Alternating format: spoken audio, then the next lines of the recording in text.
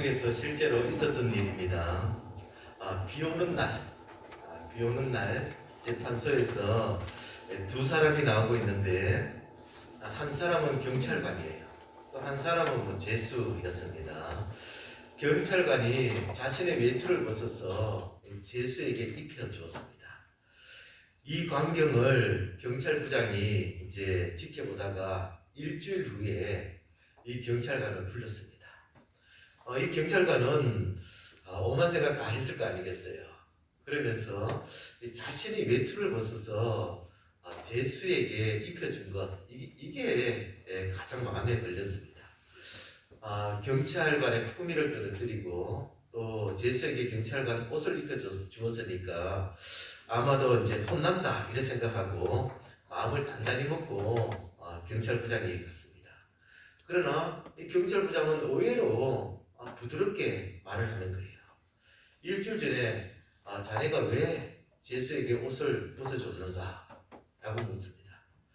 이 경찰관은 비가 오는데 저는 옷을 젖어도 집에 가서 갈아입으면 되지 않습니까? 그러나 그 제수는 갈아입을 옷이 없기 때문에 내가 외투를 벗어줬습니다. 이렇게 얘기했어요. 이 말을 들었던 경찰부장은 크게 칭찬하면서 금일봉까지 하사했다는 것입니다. 왜냐하면 이 외투를 입었던 제수는 정과 식권이에요. 아주 흉악하고 포악한 난폭한 사람이었습니다.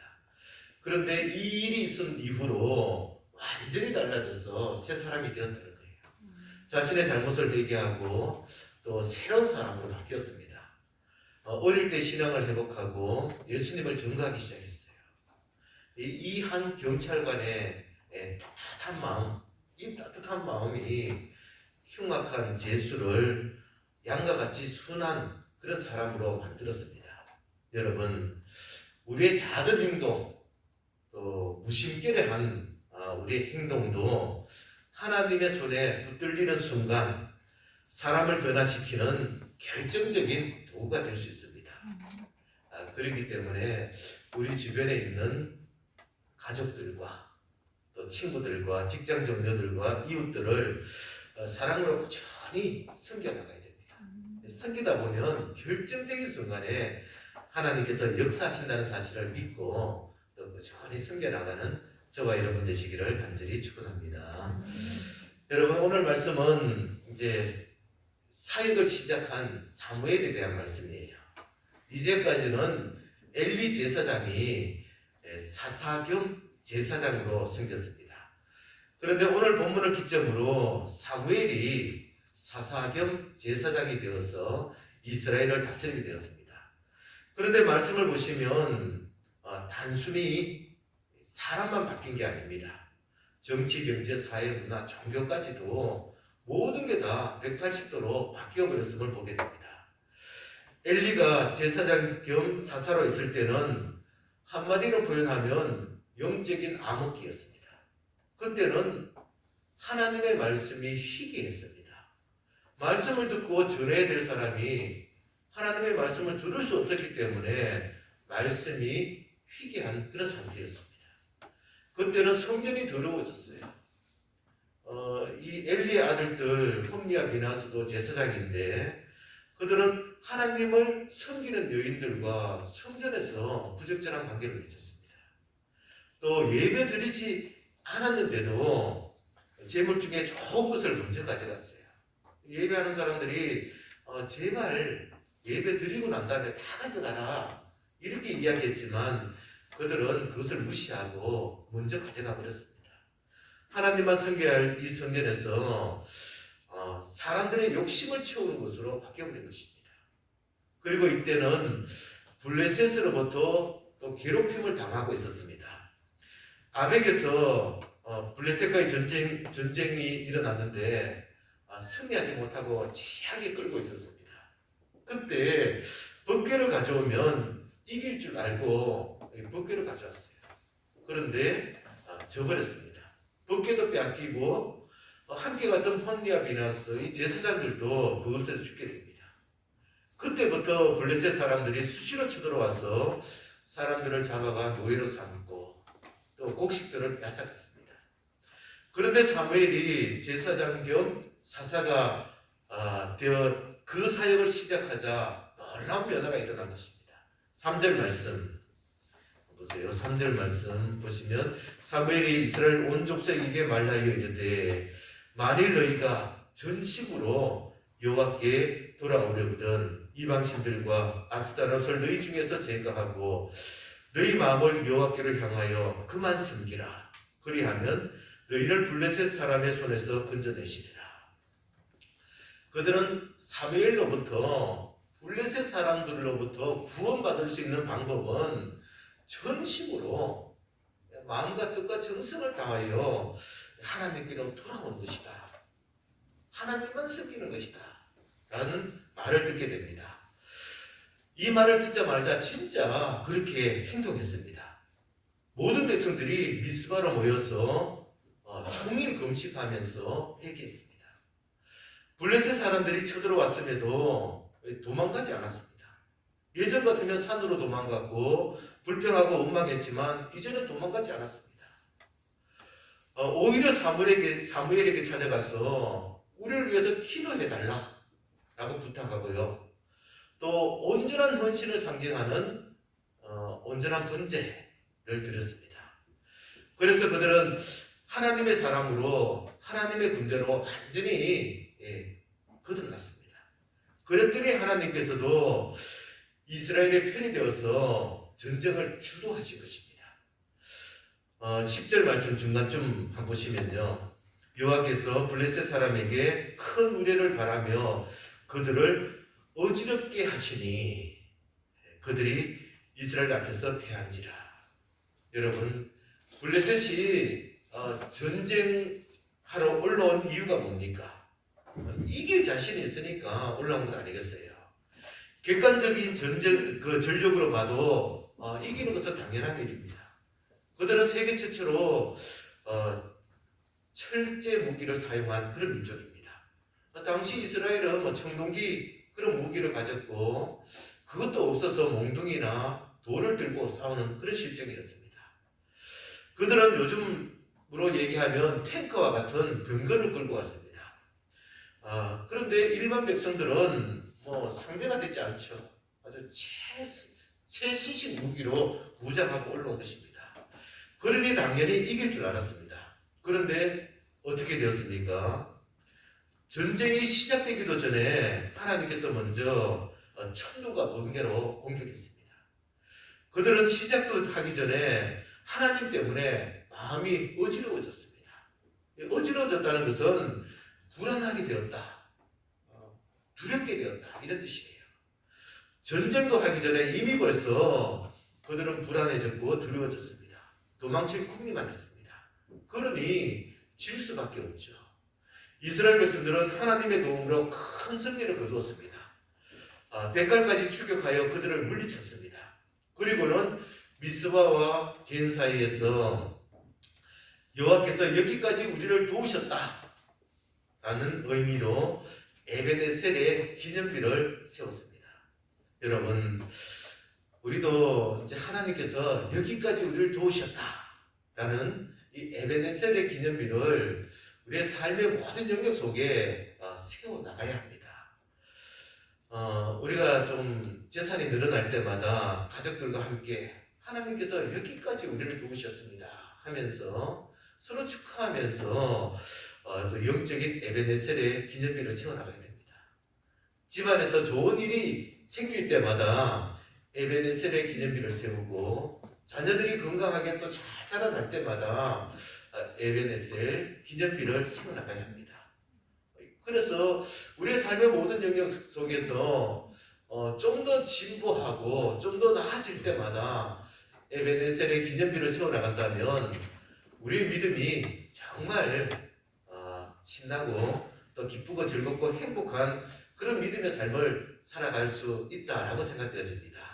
여러분, 우리의 모든 삶의 영역에서 하나님의 도우심으로 에베네셀의 기념비를 세워나가는 또 저와 여러분 되시기를 간절히 축원합니다. 이스라엘 백성들은 블레셋을 물리치고 에베네셀 기념비를 세웠습니다. 이것만 해도 정말 기쁘고 즐거운 일 아니겠습니까? 그런데 하나님께서는 여기에서 멈추지 않았습니다. 13절 말씀 같이 한번 읽겠습니다. 13절 말씀 같이 읽겠습니다. 이에 블레셋 사람들이 굴복하여 다시는 이스라엘 지역 안에 들어오지 못하였으며 여호와의 손이 사무엘이 사는 날 동안에 블레셋 사람을 나누시네. 아멘. 굴복했습니다. 블레셋 사람들이 굴복하여 다시는 이스라엘 지역 안에 들어오지 못했습니다. 그래서 굴복하다는 것은 의지를 꺾어버렸다 이런 뜻이에요. 야, 이스라엘 쟤네들 건드렸다가는 큰일 나겠다. 우리가 더 손해보겠다 라고 생각하면서 다시는 이스라엘을 건드리지 않겠다 이렇게 다짐했다는 거예요. 공격할 의지를 완전히 꺾어버렸습니다. 또 보시면 여호와의 손이 끝에 보시면 막았다는 거예요. 하나님께서 울타리를 쳐서 보호해 주셨다는 겁니다. 여러분 욥기를 보시면 사탄이 욥을 1차 공격하고 난 다음에 돌아와서 불평하지 않습니까? 그와 그의 집과 그의 소유물을 울타리를 쳐서 보호해 주시고 축복해 주시기 때문에 내가 아무리 건드려도 흔들리지 않습니다 하면서 그렇게 불평하는 것을 보게 됩니다. 그와 같이 하나님께서는 이스라엘 백성들도 울타리를 쳐서 보호해 주셨습니다. 또 14절 말씀 보시면요. 같이 한번 읽겠습니다. 블레셋 사람들이 이스라엘에게서 빼앗겼던 성읍이 에브론부터 가드까지 이스라엘에게 회복되니 이스라엘이 그 사방 지역을 블레셋 사람들의 손에서 도로 찾았고 또 이스라엘과 아모리 사람들 사이에 평화가 있었더라. 아멘. 회복시켜 주셨습니다. 예전에 잃었던 땅을 이제 다 회복시켜 주셨어요. 이제까지 손해봤던 거 다 보충시켜 주신 거예요. 또 보시면 평화를 이제 주셨는데 블레셋과 싸웠지 않습니까? 블레셋과 평화를 주신 게 아니에요. 보시면 아모리 사람들과 평화롭게 만들어 주셨습니다. 그 주변에 있던 사람들, 이런 사람들이 야, 쟤들 블레셋 사람들까지도 이기네 라고 생각하면서 쟤들이 어떻게 저렇게 강해졌지, 어떻게 저렇게 실력이 있었지, 쟤들과 평화롭게 지내야지 이런 생각하면서 이스라엘과 화친 조약을 맺고 평화롭게 되었다는 것입니다. 여러분, 엘리가 제사장 겸 사사로 있을 때와 또 사무엘이 제사장과 사사로 있을 때 너무나 다르지 않습니까? 엘리가 제사장 겸 사사로 있을 때는 말씀도 희귀했습니다. 성전이 더러워졌고 또 예배가 무너졌습니다. 주변 나라들로부터 괴롭힘을 당했습니다. 그런데 사무엘이 제사장 겸 사사가 되었을 때는 하나님의 말씀이 전파되었습니다. 성전이 거룩해지고 예배가 회복되었습니다. 주변 나라들로부터 또 평화롭게 지냈습니다. 가면 갈수록 번성해지고 또 강성해졌습니다. 왜 이렇게 되었습니까? 이렇게 바뀐 결정적인 이유가 무엇입니까? 그것은 회개지 않습니까? 이스라엘 백성들은 사무엘의 말을 듣고 곧장 행동으로 옮기게 됩니다. 4절 말씀 보세요. 이에 이스라엘 자손이 바알들과 아스타롯을 제거하고 여호와만 섬기리라.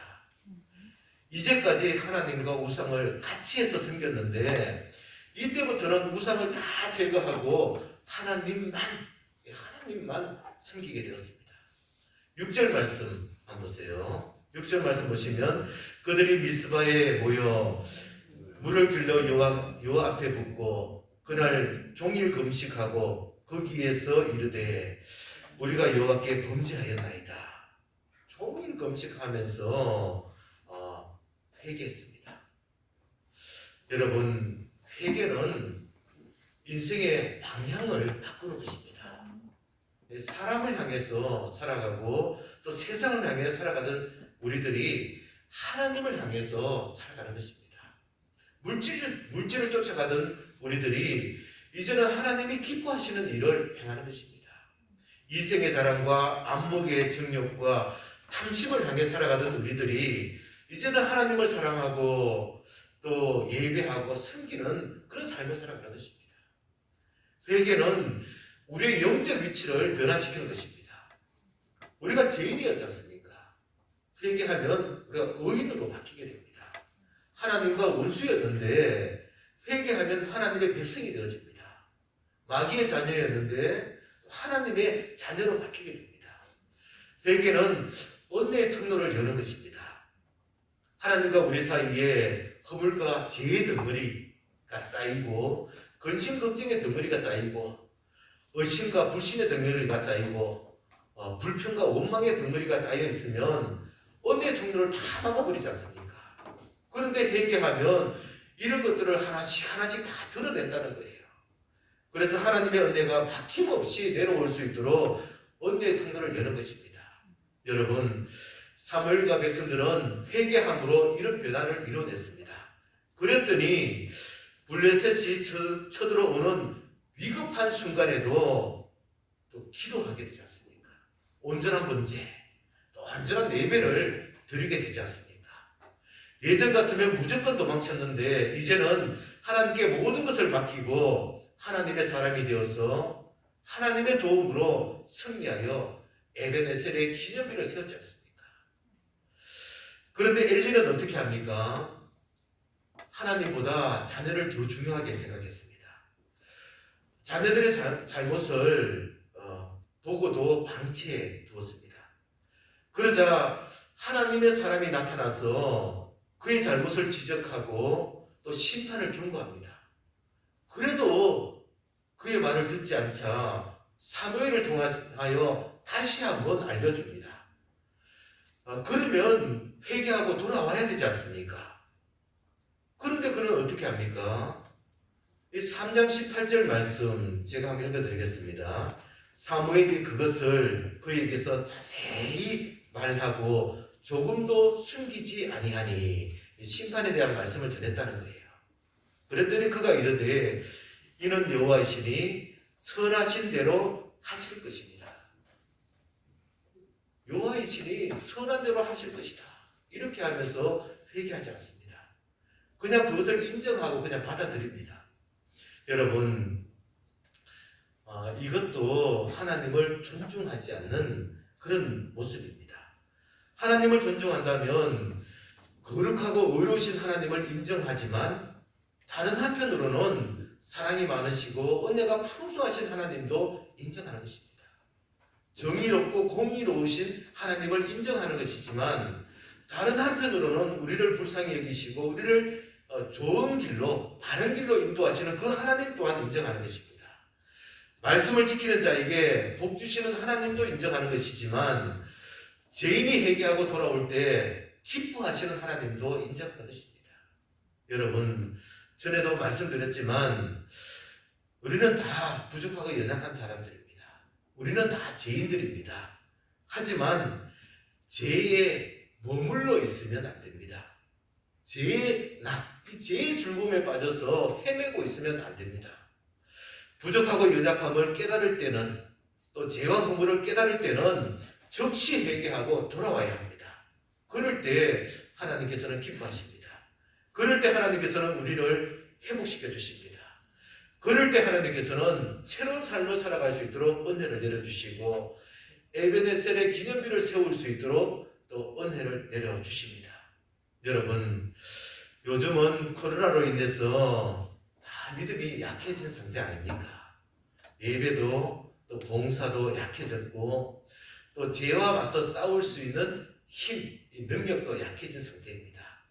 사랑도 섬김도 또 약해져 있습니다.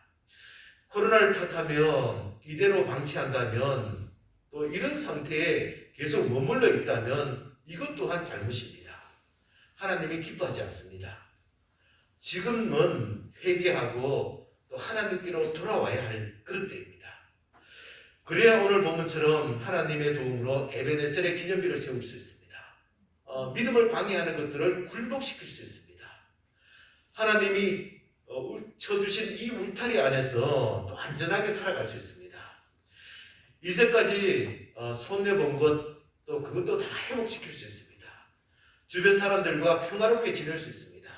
물론 예전처럼 우리가 함께 모여서 예배하고 함께 봉사하고 이런 할 수 없죠. 그러나 우리가 할 수 있는 방법 안에서 가정에서 기도하고 또 말씀을 더 묵상하고 또 성경을 통독하고 우리 주변에 있는 도움의 손길이 필요한 사람이 있다면 또 따뜻한 말이 필요한 사람이 있다면 그 사람들을 위로하고 섬기는 삶을 살아가야 합니다. 이 사실을 늘 기억하고 순간순간마다 깨닫고 회개함으로 하나님께로 돌아와서 주님 안에서 주님의 도움으로 또 영적인 에베네셀 기념비를 세워나가는 저와 여러분 되시기를 간절히 축원합니다. 아멘. 기도드립니다. 하나님 아버지, 우리는 부족하고 연약합니다. 우리는 또 죄인입니다. 우리가 위축되어서 소극적으로 살아가면 우리는 더 부족하고 연약할 수밖에 없습니다. 이럴 때일수록 우리가 회개하고 하나님께로 돌아와 하나님의 손에 붙들려 하나님의 사람으로 살아갈 수 있도록 도와주시옵소서. 우리가 할 수 있는 일을 찾아서 최선을 다하며 믿음의 손해가 되지 않도록 살아가도록 하겠습니다. 주 성령께서 도와주셔서 우리 작은 일 속에서도 하나님의 큰 은혜를 경험하는 우리 성도들 되게 도와주시옵소서. 예수님 이름으로 기도하옵나이다. 아멘.